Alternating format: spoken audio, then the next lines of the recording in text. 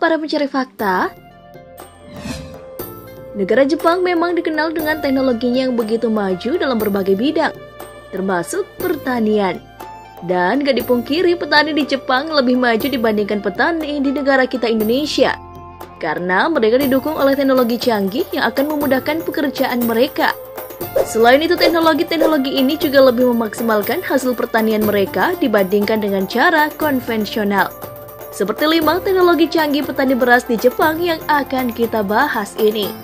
Namun sebelum lanjut, jangan lupa klik subscribe dulu ya dan aktifkan lonceng notifikasi agar kalian tak ketinggalan informasi menarik dari Fakta Populer.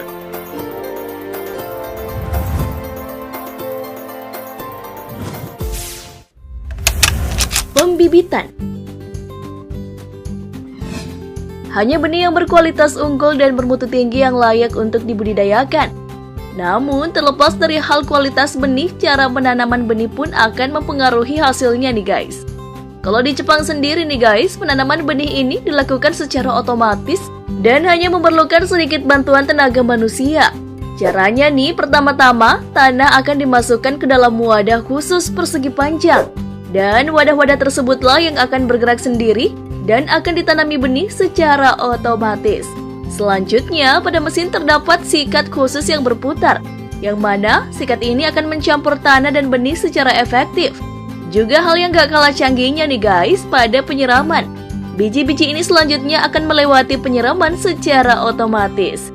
Canggih banget kan?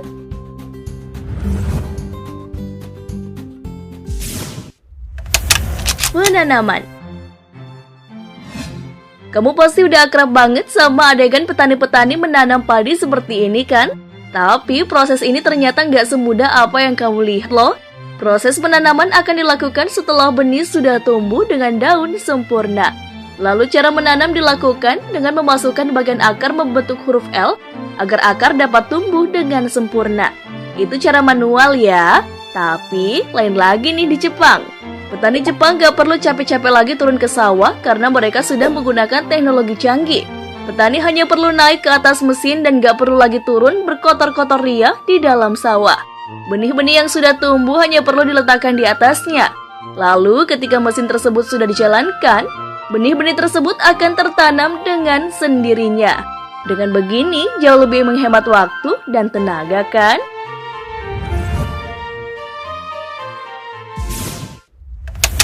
Penambahan pupuk. Pupuk merupakan material yang ditambahkan pada media tanam atau tanaman. Penambahan pupuk diperlukan untuk mencukupi kebutuhan hara yang diperlukan tanaman sehingga mampu berproduksi dengan baik. Kalau cara penambahan pupuk yang kamu biasa lihat, gimana nih guys? Tentunya masih menggunakan tenaga manusia ya.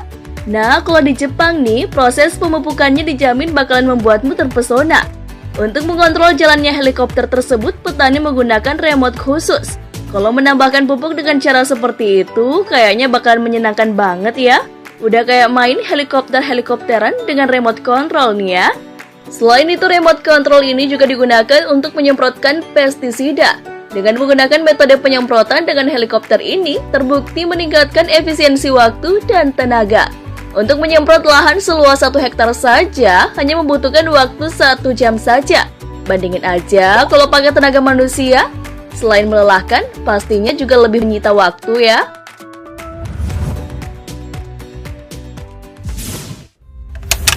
Membersihkan gulma. Gulma atau yang seringkali disebut sebagai rumput liar ini mengganggu pertumbuhan padi yang ditanam. Oleh karena itu, pembersihan gulma sangat penting untuk dilakukan oleh para petani. Cara menyiangkan tanaman dari gulma ini pun bermacam-macam. Bisa menggunakan cangkul kecil untuk gulma yang cukup besar, atau menggunakan tangan jika gulma-gulmanya cukup kecil. Tapi hal ini tentu memakan waktu dan tenaga yang cukup banyak ya guys. Lain ceritanya di Jepang. Untuk pembersihan gulma di sawah, mereka menggunakan mesin khusus pencabut gulma secara otomatis.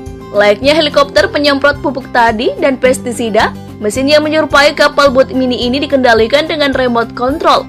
Meskipun gak menggunakan tenaga manusia, mesin ini hanya akan mencabut rumput liar di sekitar tanaman padi, tanpa mengganggu tanaman padi sebenarnya.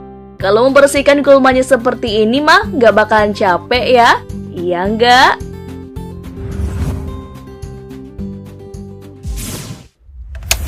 panen. Setelah penanaman bibit, penyemprotan pupuk, dan pembersihan gulma, kini saatnya kita panen nih guys. Seperti kata pepatah, barang siapa yang menanam, maka dia pula yang akan menuai. Ciile. Nah, untuk proses pemanennya pun gak kalah canggihnya nih guys dengan proses-proses sebelumnya. Para petani Jepang menggunakan alat semacam traktor dalam memanen. Mesin ini dilengkapi dengan mesin pemotong di depannya, dan secara otomatis padi yang telah terpotong akan masuk di dalamnya. Pula nih, hal yang gak kalah canggihnya nih, mesin ini gak hanya bisa memotong padi nih guys, tapi juga bisa memisahkan butir-butir padi dari batangnya. Wah, keren sekali ya. Itu dia 5 teknologi canggih petani yang ada di Jepang. Menurut kamu, teknologi mana nih yang paling bagus ditiru petani di Indonesia? Komen di bawah ya.